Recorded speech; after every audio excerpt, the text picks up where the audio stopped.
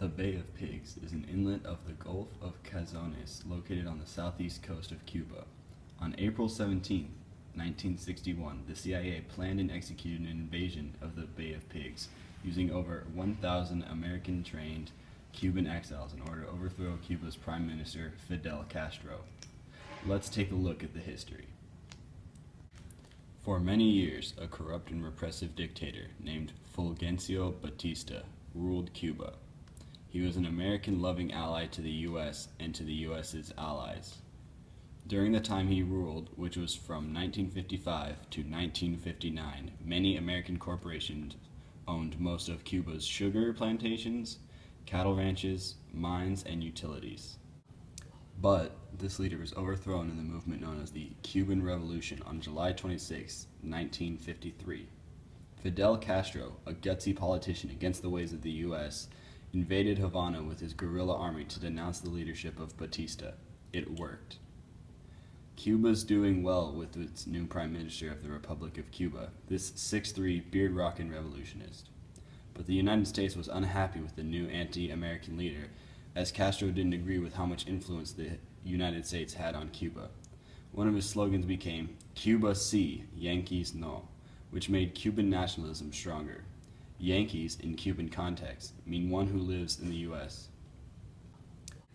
Castro tried to cut off all ties regarding anything American by nationalizing Cuban industries with pre-existing American influence. In 1960, he established good relations with the USSR. Subsequently, the U.S. ceased sugar importation to try to ruin Cuba's economy. Cuba made a lot of money from that sugar, but the USSR agreed to buy it from Cuba instead. All of this made the United States really upset.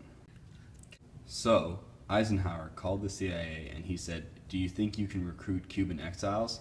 And the CIA said, "Yeah." Then John Kennedy was president of the United States. He thought Eisenhower has the right idea, but if I invade Cuba, Russia's ally, then Russia might retaliate and that won't be good. The CIA called Kennedy and said, "Hey, how are you doing?" And Kennedy said, "Good." The CIA said, "We can secretly invade Cuba without anyone knowing. We could get Cubans to go against Castro. Let's destroy Castro's teeny-weeny air force, and then there's no way his army could resist the U.S. Then Kennedy said, "Okay, CIA, but do you still have those Cubans Eisenhower wanted?" The CIA said, "Yes." April 15th, 1961, Nicaragua. American B-26 bombers, painted to look like stolen Cuban planes, carried the Cuban exiles from Nicaragua to the Cuban airfield. Castro knew it was coming, so there weren't any planes there. Then Kennedy called to the CIA and said, "Dang, this invasion is too obvious and won't work." Then the CIA said, "Darn." The plan continued. The exiles got to the Bay of Pigs and tried invading, but there was a radio broadcaster at the beach there that told all the Cuban radio listeners what was happening. The CIA said, "It was supposed to be secret." Then the radio station said, "Whoops." Then some coral sank the ships of the exiles, and the Cubans said, "Ha ha." Then the backup paratroopers landed on the wrong part of Cuba.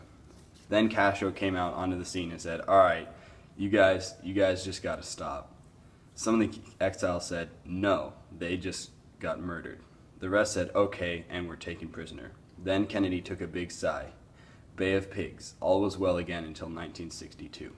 The end. April